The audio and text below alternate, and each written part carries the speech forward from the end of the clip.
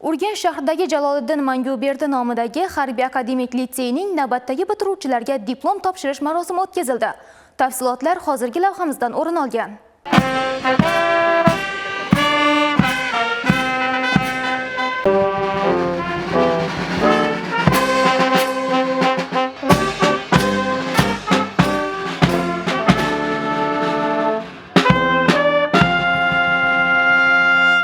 Milliy armiyamiz yoshlarimiz qalbida yurtga sadoqat, jasorat va matonat tuyg'ularini mustahkamlovchi hayot maktabi.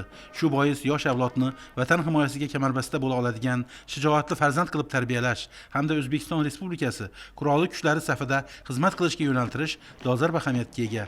Joriy o'quv yilida Jaloliddin Manguberdi nomidagi Harbiy akademik litseyni 147 nafar shijoatli yoshlar muvaffaqiyatli tamomlab, diplom olish baxtiga musharraf bo'ldilar. Tantanali tadbirda Shimoliy G'arbiy harbiy okrugi qo'mondoni, viloyat hokimi o'rinbosari va boshqalar harbiy litsey bitiruvchilarining bilim va salohiyati milliy armiyamizning qudratini yanada oshirishiga ishonch bildirdilar. Litseyni imtiyozli diplom bilan tugatgan yoshlar ustozlaridan olgan saboqlarini keyingi tahsil jarayonida ham qo'llab, ularning ishonchini oqlashga va'da berdilar. 2 yil davomida ustozlarim bergan bilimlar orqali va o'zimning tirishqoqligim orqali yaxshi o'qib shu litseyni imtiyozli diplomga tugatdim va bu imtiyozli diplom menga kelgusida oliy harbiy muassasasiga imtihonsiz qabul qilishimni ta'minlaydi. Albatta bu yutuqim uchun ustozlarimga, litsey rahbariyatiga, hurmatli prezidentimizga shunday sharoitlarni yaratib berganligi uchun chuqur minnatdorchiligimni bildiraman. Maydon uzra shaxtam qadam tashlab, harbiy qo'shiq kuylab, qalbi g'urur va iftixorga to'lgan yoshlarning har birida mardlik, matonat, jasorat tuyg'ulari mujassam bo'lishi shubhasiz. Harbiy litseyda ta'lim olgan o'quvchilarning ma'naviy ma'rifiy salohiyati barcha tengdoshlaridan ustun ekanligi namoyon bo'lmoqda. Ularning har biri buyuk sarkardalar jasoratidan ibrat olib, xorijiy tillarni o'rganib, zamonaviy axborot texnologiyalarini o'zlashtirish orqali harbiy texnika hamda qurol aslahalar bilan yaqindan tanishib, mard va jasur harbiy xizmatchi bo'lishga ahd qilishgan.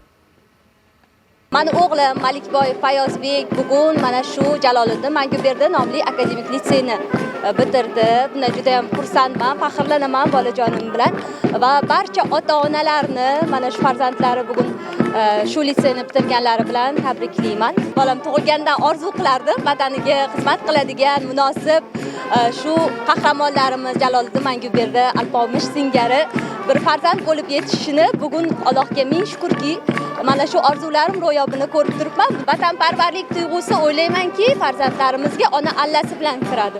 Alpomishdek zabardast, mard, jasur bo'lib yetishishini chin dildan xohlaganman. Orzularim ro'yobga chiqdi. 2 yil davomida puxta bilim olib, o'zining intilishi, mehnatsevarligi, qat'iyati bilan tengdoshlariga o'rnak bo'lgan bir guruh bitiruvchilar alohida e'tirof etildi. Ular bir necha fanlardan milliy sertifikatlarni qo'lga kiritib, turli darajadagi diplom, faxriy yorliqlar bilan taqdirlandilar. Biz bu litseyga kirganimizda bir necha bosqichlardan o'tganmiz. Avvalambor birinchi yozma ishlar, psixologik testlar va jismoniy tayyorgarliklardan o'tganmiz. Ko'plab sharoitlar yaratilgan. Bu litsey prezidentimiz tomonidan bizga ko'plab sharoitlar yaratilib, biz yoshlar uchun bo'lajak harbiy sifatida harbiy kadrlarni tayyorlash maqsadida bu litseyda yaratilgan. Men shu litseyni bitiruvchisi bo'lganimdan faxrlanaman. Bu litseydan olgan bilimlarimni, ustozlardan olgan saboqlarimni hech qachon unutmayman. Litsey menga ko'plab bilim, tarbiya va har tomonlama ma'naviy, ruhiy bilimlar bergan. Men bu litseydan bitiruvchisi bo'lganimdan faxrlanaman. Xo'jayinim harbiyligidan, farzandimni ham harbiy yo'lni tanlaganidan faxrlanaman. Men bundan juda ham xursandman. Vatanimizga kerakli inson bo'lib yetishadi degan umiddaman. Har bir ota-ona uchun menimcha baxtli o'ylayman. Farzandining orqasidan kelib, ularni shunday tantanalar bilan ko'rish bu insonda g'urur, faxr tuyg'ularini uyg'otadi. Tadbir davomida harbiy orkestr ijrosidagi kuy-qo'shiqlar, o'quvchilarning ko'rgazmali chiqishlari, bitiruvchilarning tantanali saf yurishlari yig'ilganlarda katta taassurot qoldirdi. Ayniqsa farzandlari muvaffaqiyatidan faxrlangan ota-onalarning quvonchi, minnatdorchilik tuyg'ulari marosimga o'zgacha ruh bag'ishladi. O'g'lim Ikramboyev Azizbek Jaloliddin Manguberdi nomidagi harbiy litseyni qizil diplom bilan bitirdi. Bundan yurtimizdagi hamma o'qituvchi ustozlarga ming tashakkur. Avvalambor prezidentimizga katta rahmat. O'quvchilar uchun shunday sharoitli maktabni ochib bergani uchun. Hammasi uchun rahmat. Uyimizda ham bunaqa sharoit yo'q.